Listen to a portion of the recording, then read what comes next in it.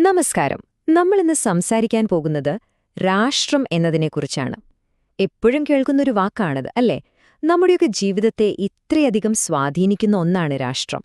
പക്ഷേ എന്താണ് ശരിക്കും ഈ രാഷ്ട്രം? നമുക്കിതിന്റെ ഉള്ളിലേക്കൊന്ന് ഇറങ്ങിച്ചെല്ലാം. ഒന്ന് ആലോചിച്ചു നോക്കൂ. രാഷ്ട്രമെന്ന് പറയുന്നത് നമ്മുടെ എല്ലാം ജീവിതത്തിന്റെ ഒരു ഭാഗമാണ്, അല്ലേ? നമ്മുടെ ജനനം മുതൽ മരണം വരെ, ജനന സർട്ടിഫിക്കറ്റിൽ തുടങ്ങി മരണ സർട്ടിഫിക്കറ്റിൽ അവസാനിക്കുന്ന ഒരു ബന്ധം. അപ്പോ യഥാർത്ഥത്തിൽ എന്താണീ രാഷ്ട്രം? ഈ ഒരു ചോദ്യത്തിനുള്ള ഉത്തരം കണ്ടെത്താനാണ് നമ്മളിന്ന് ശ്രമിക്കുന്നത്. ഓക്കെ, അപ്പോൾ വലിയ വലിയ തിയറികളിലേക്കൊക്കെ കടക്കുന്നതിന് മുൻപ് നമുക്ക് ബേസിക്സിൽ നിന്ന് തന്നെ തുടങ്ങാം.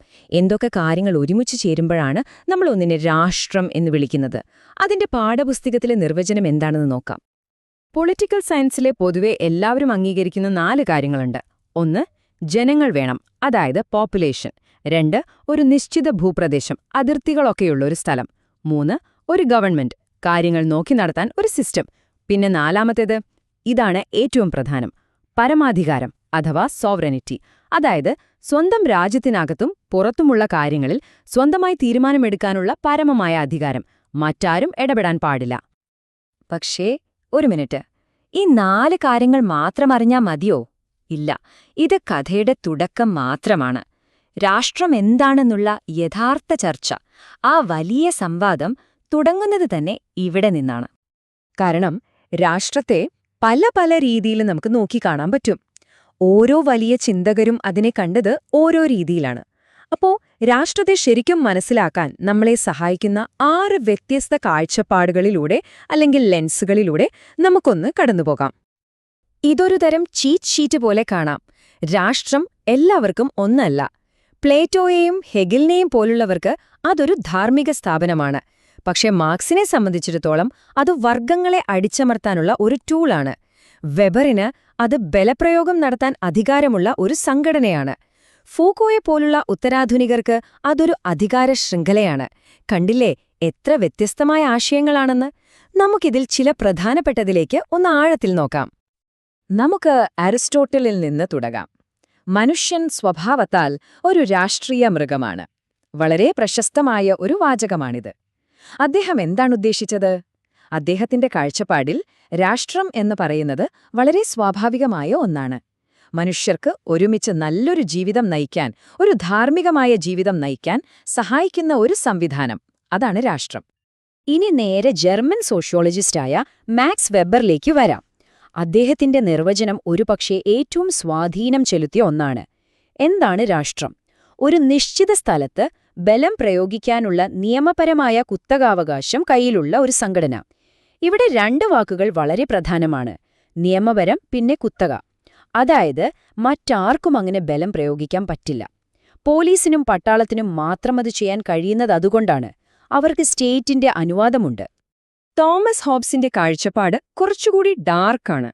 അദ്ദേഹം രാഷ്ട്രത്തെ ഉപമിച്ചത് ലെവ്യാഥൻ എന്ന കടലിലെ ഭീകരസത്വത്തോടാണ്. എന്തിനാണിങ്ങനെ പറഞ്ഞത്? കാരണം ഹോബ്സ് വിശ്വസിച്ചത് മനുഷ്യർ തനിച്ചു ജീവിച്ചാൽ അത് അരാജകത്വമായിരിക്കും, എല്ലാവരും എല്ലാവർക്കും എതിരെയുള്ള യുദ്ധം. ആ അവസ്ഥയിൽ ജീവിതം വൃത്തികെട്ടതും മൃഗീയവും ഹ്രസ്വവുമായിരിക്കും. അതിൽ നിന്ന് നമ്മളെ രക്ഷിക്കാൻ ചോദ്യം ചെയ്യാനാവാത്ത അധികാരമുള്ള ഒരു ഭീകരൻ തന്നെ വേണം. അതാണ് ഹോബ്സിന്റെ രാഷ്ട്രം. അപ്പോ ഇവിടെയാണ് 2 വലിയ ഐഡിയകൾ തമ്മിൽ നേർക്കുനേർ വരുന്നത്. ഒരു സൈഡിലെ ഹോബ്സിന്റെ സമ്പൂർണ്ണ രാഷ്ട്രം, ക്രമം നിലനിർത്താൻ വേണ്ടി നമ്മൾ നമ്മുടെ എല്ലാ അധികാരവും ഭരണാധികാരിക്ക് അങ്ങ് കൊടുക്കുന്നു. പക്ഷെ മറു സൈഡിലെ ജോൺ ലോക്ക് വരുന്നു. അദ്ദേഹം പറയുന്നു, അങ്ങനെയല്ല, ഗവൺമെന്റിന് പരിമിതമായ അധികാരം മതി. അതിന്റെ ഒരേ ഒരു ജോലി നമ്മുടെ ജീവനും സ്വാതന്ത്ര്യത്തിനും സ്വത്തിനും സംരക്ഷണം നൽകുക എന്നത് മാത്രമാണ്. ഇന്ന് നമ്മൾ കാണുന്ന മിക്ക ജനാധിപത്യ രാജ്യങ്ങളുടെയും അടിത്തറ ലോക്കിന്റെ ഈ ചിന്തയാണ്. ഇനി നമുക്ക് മാർക്സിസ്റ്റ് കാഴ്ചപ്പാടിലേക്ക് വരാം. ഇത് കളിയാകെ മാറ്റുന്നൊരു ചിന്തയാണ്. മാർക്സിനും എംഗൽസിനും രാഷ്ട്രമെന്ന് പറയുന്നത് എല്ലാവർക്കും വേണ്ടിയുള്ള ഒന്നല്ല, അത് ന്യൂട്രൽ അല്ല. മറിച്ച് അതൊരു ക്ലാസ് മറ്റൊരു ക്ലാസിനെ അടക്കി ഭരിക്കാൻ ഉപയോഗിക്കുന്ന ഒരു ആയുധമാണ്, ഒരു ടൂളാണ്. ക്യാപിറ്റലിസത്തിൽ അത് മുതലാളിമാരുടെ താൽപ്പര്യങ്ങൾ സംരക്ഷിക്കുന്നു. എപ്പോഴാണോ വർഗങ്ങളില്ലാത്ത ഒരു കമ്മ്യൂണിസ്റ്റ് സമൂഹം വരുന്നത്, അന്ന് രാഷ്ട്രമെന്ന ഈ സംവിധാനത്തിന്റെ ആവശ്യം തന്നെ ഇല്ലാതാകും. അത് പതുക്കെ കൊഴിഞ്ഞുപോകും എന്നാണ് അവർ പറഞ്ഞത്. ഓക്കെ, അപ്പൊ രാഷ്ട്രം എന്താണെന്നതിനെക്കുറിച്ച് പല ഐഡിയകൾ നമ്മൾ കണ്ടു. ഇനി അടുത്ത വലിയ ചോദ്യം, ഈ രാഷ്ട്രം എവിടെ നിന്നാണ് വന്നത്? അതിന്റെ ഒറിജിൻ സ്റ്റോറി എന്താണ്? ഇതിനും ഒരു ഉത്തരമല്ല, പല ഉത്തരങ്ങളുണ്ട്. ഒരുതരം കഥകളുടെ മത്സരം തന്നെയാണത്. അതെ, രാഷ്ട്രത്തിന്റെ പിറവിയെക്കുറിച്ച് ഒരൊറ്റ കഥയല്ല, പരസ്പരം മത്സരിക്കുന്ന ഒരുപാട് സിദ്ധാന്തങ്ങളുണ്ട്. ഇവ ഓരോന്നും നമ്മൾ രാഷ്ട്രത്തെ എങ്ങനെ കാണുന്നു എന്നതിനെയും സ്വാധീനിച്ചിട്ടുമുണ്ട്. നോക്കൂ, എത്ര തരം കഥകളാണെന്ന്. രാഷ്ട്രം ദൈവമുണ്ടാക്കിയതാണെന്ന് പറയുന്ന ഡിവൈൻ ഒറിജിൻ തിയറി, അല്ല യുദ്ധം ചെയ്ത് കീഴടക്കിയപ്പോഴുണ്ടായതാണെന്ന് പറയുന്ന ഫോഴ്സ് തിയറി, കുടുംബം വലുതായി വലുതായി രാഷ്ട്രമായതാണെന്ന തിയറിയുണ്ട്. പിന്നെ നമ്മൾ നേരത്തെ പറഞ്ഞ വർഗസമരത്തിൽ നിന്നുണ്ടായതാണെന്ന മാർക്സിസ്റ്റ് തിയറിയുമുണ്ട്. പക്ഷേ ഈ കഥകളിലെ സൂപ്പർ സ്റ്റാർ ഏതാണെന്ന് ചോദിച്ചാൽ അതൊരു പക്ഷേ സോഷ്യൽ കോൺട്രാക്ട് തിയറി അഥവാ സാമൂഹിക ഉടമ്പടി സിദ്ധാന്തമായിരിക്കും. കാരണം ജനങ്ങൾ ഒരുമിച്ച് തീരുമാനമെടുത്ത് അവർക്ക് വേണ്ടി ഒരു ഗവൺമെന്റിനെ ഉണ്ടാക്കി എന്ന ആശയം അത് ഭയങ്കര ശക്തമായിരുന്നു. ഇന്നത്തെ ജനാധിപത്യത്തിന്റെയൊക്കെ ഒരു ബേസിക് ഐഡിയ ഇതാണ്. ഈ സോഷ്യൽ കോൺട്രാക്ട് എന്ന് പറയുമ്പോഴും എല്ലാവരും ഒരേപോലെയല്ല ചിന്തിച്ചത്.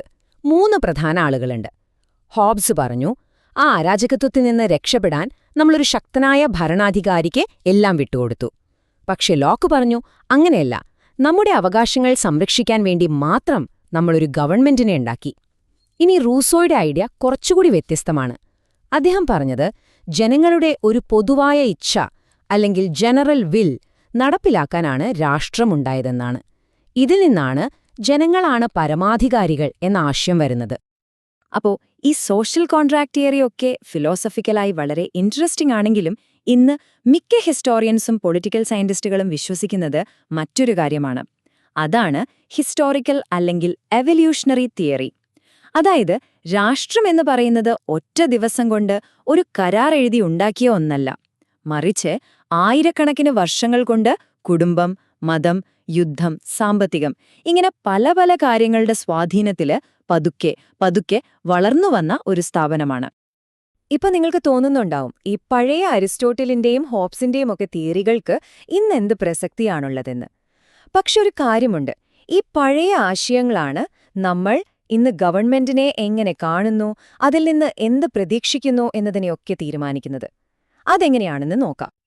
സിമ്പിളായി പറഞ്ഞാൽ, നിങ്ങൾ രാഷ്ട്രത്തെ എങ്ങനെ കാണുന്നുവോ അതുപോലെയിരിക്കും നിങ്ങൾ അതിൽ നിന്ന് ആവശ്യപ്പെടുന്ന കാര്യങ്ങളും. നിങ്ങൾ രാഷ്ട്രത്തെ ഒരു ധാർമ്മിക ശക്തിയായിട്ടാണോ കാണുന്നത്?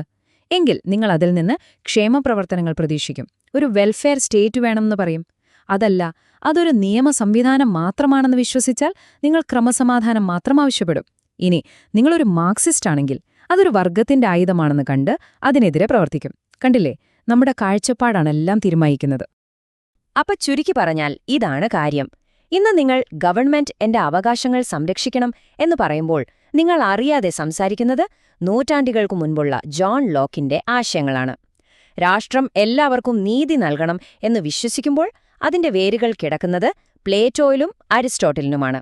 അതെ, ഈ പഴയ സംവാദങ്ങൾ തന്നെയാണ് നമ്മുടെ ഇന്നത്തെ രാഷ്ട്രീയ ലോകത്തെ രൂപപ്പെടുത്തിയത്. അവസാനമായി നമുക്ക് ഭാവിയെക്കുറിച്ചൊരു ചോദ്യം ചോദിക്കാം. ഗൂഗിളും ഫേസ്ബുക്കും പോലുള്ള വലിയ ടെക് കമ്പനികൾ രാജ്യങ്ങളെക്കാൾ ശക്തരാകുന്ന ഒരു ലോകം, കാലാവസ്ഥാ വ്യതിയാനം പോലുള്ള പ്രശ്നങ്ങൾക്ക് അതിർത്തികളില്ലാത്ത ഒരു ലോകം. ഈ പുതിയ സാഹചര്യങ്ങളിൽ രാഷ്ട്രമെന്ന ആശയത്തിന് എന്ത് സംഭവിക്കും? അതിന്റെ രൂപവും ഭാവവും മാറുമോ?